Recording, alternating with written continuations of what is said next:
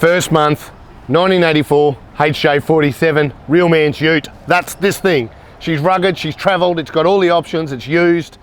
It's what a HJ47 should be. Well, and at least my little brain. So, Scotty owns this one, and Scotty is an aircrew officer.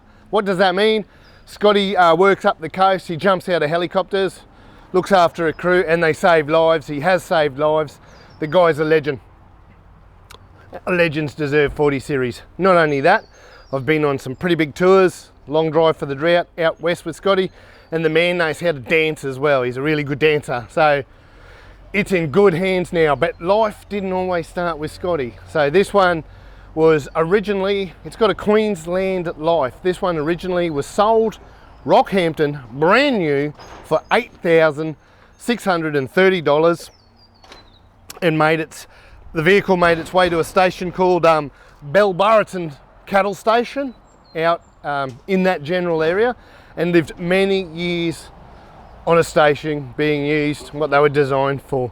Now, after many years of use, the second owner then was a fencer, so it just kept working hard, the old 2H.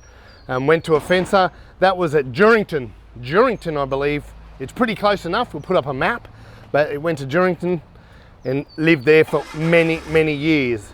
Then it made its way to Brisbane, and I believe that owner hadn't had it a whole lot of time, but that was the owner that sold it to Scotty. Now in its life, and Scotty's owned it for a while now, in its life, Scotty bought this with a whopping big pie van on it, massive thing. That was the previous owner, he believes. So a big pie van. It was great for storage, cut a lot of stuff, but it's not really what he wanted.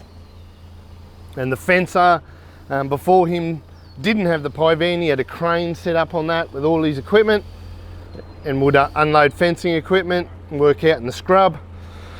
And somewhere in its life, that's where, unknown, but that's where it used to have, similar to the Red Dot, had the big aircon on the top, and it also had a set of stacks. Scotty wanted to rearrange some things. He no longer needed the stacks on the old 2H, and the aircon has been rerouted, so this bad boy's still got aircon. We'll have a look inside soon. And not only that, this bad boy's also got the 5-speed, the disc brakes, and why is it in Mr Landcruiser? Power steer. Let's go and look underneath the bonnet. Underneath the hood. Yes, it's a 2H, and now here's your giveaways. The compressor, she's got aircon. And look what we've done.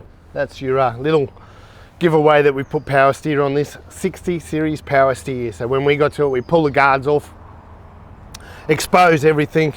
Yes, we weld new mounts to the chassis, fish plate crush tube, we've done all that. All sorts of Toyota part numbers on steering columns, the knuckles, the new steering arms, different kingpin arms, gone through the lot to adapt it, all Toyota parts. Now she's got the 60 series power steer, including the pump, the box, everything. Toyota, we rebuild the pumps and go right through them. And of course we test them. That's one of my jobs, to drive it up and down the road, go to the shops in it and really enjoy other people's cars. But while this one was also in there, now this one is ready to go on another at least 3,000 or 4,000 kilometre drive. It's got to be ready, so a lot of electrical. Things from through the EDIC system, wiring the indicators. We've got a brand new indicator. Japanese, we sell straight from the streets of Japan. We sell Japanese wherever we can. New lens on this one, indicator on that one. Inside we've done a lot of electrical too, and we'll go in and I'll point to all the shiny bits that we've changed. Also, we a lot of times you do power steering, you've got to move the bottom outlet on the radiator to fit the pump, so we've done that. And in this case, we've replaced a radiator with a brand new shiny one, and we keep them on the shelf. There was other little jobs. She had the wobbles when he was driving 60 to 70k an hour. We've addressed that in the back axle and really gone through this car. It wasn't too intense, but there's just a lot of little things. So when Scotty takes this one on the big drive, he knows he's getting home again. That's it under the bonnet. She's a standard 2H with fruit. Okay, the amount of work that's gone into the interior of this is a lot, intense, a lot of work's done. We'll start up the top. Now this thing's got, it already had the fiberglass console, the black carpet, But directly above my head, you can see it's got the some straps there now. It wasn't red dot, but it had a red dot style aircon on the roof, and they've obviously got a drill through the roof. So we've blocked all the holes, caulked them all up, left the structure there so it doesn't rip the carpet down, and now that's all nice and stable. Moving on to the console itself. Yes, it's fiberglass. It was already in there.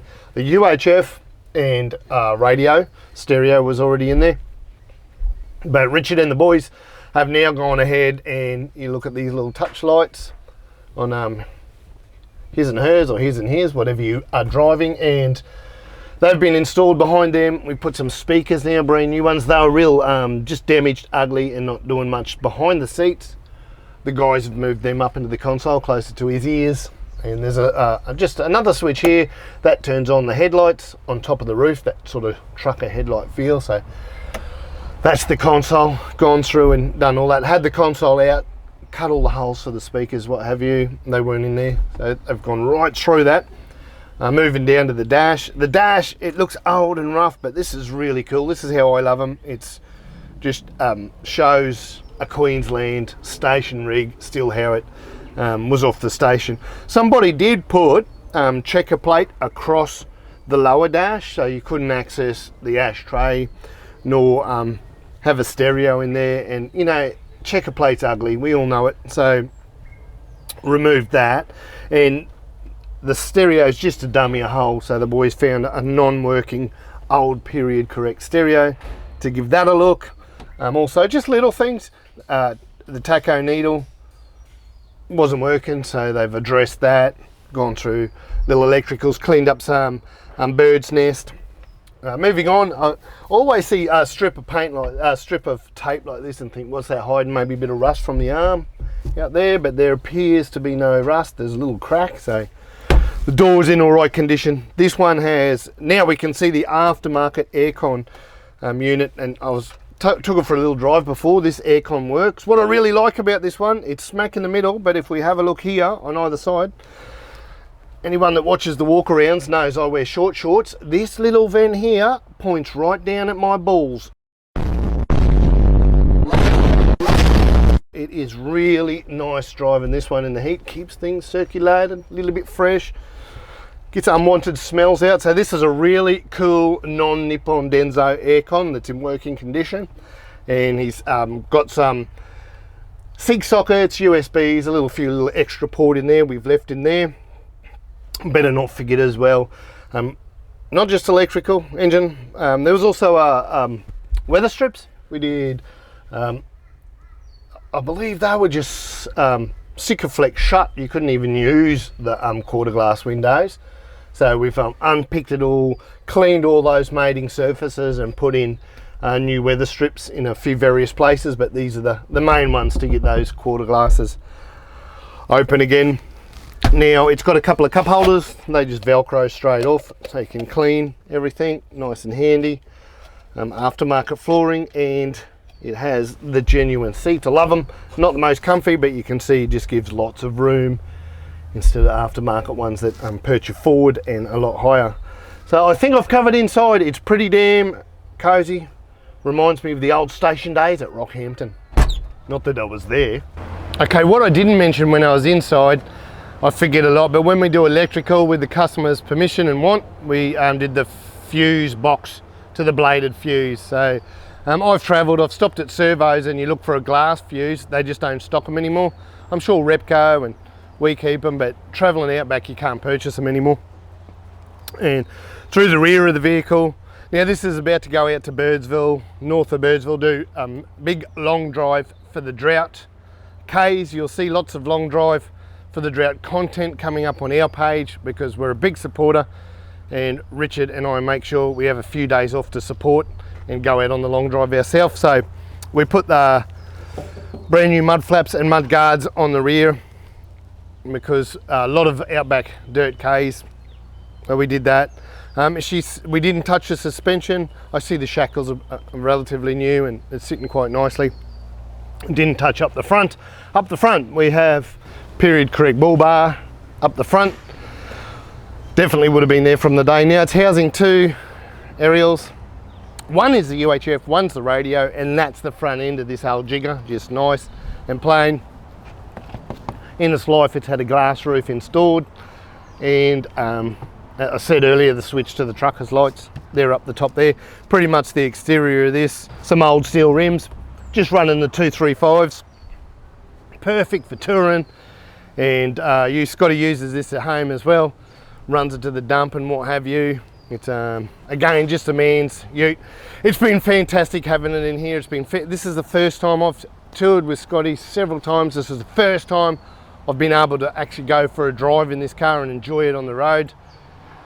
There's not too many I don't, so there's always this style of rig's my favourite. That's where I'm going with this. I really love the good old HJ47. I hope you enjoyed this one. You might see this one at Cleck's 7th of October, Caboolture Showgrounds. Come and join us. Come and have a look at this one. But this is the first month 1984 HJ47. Long Drive for the Drought.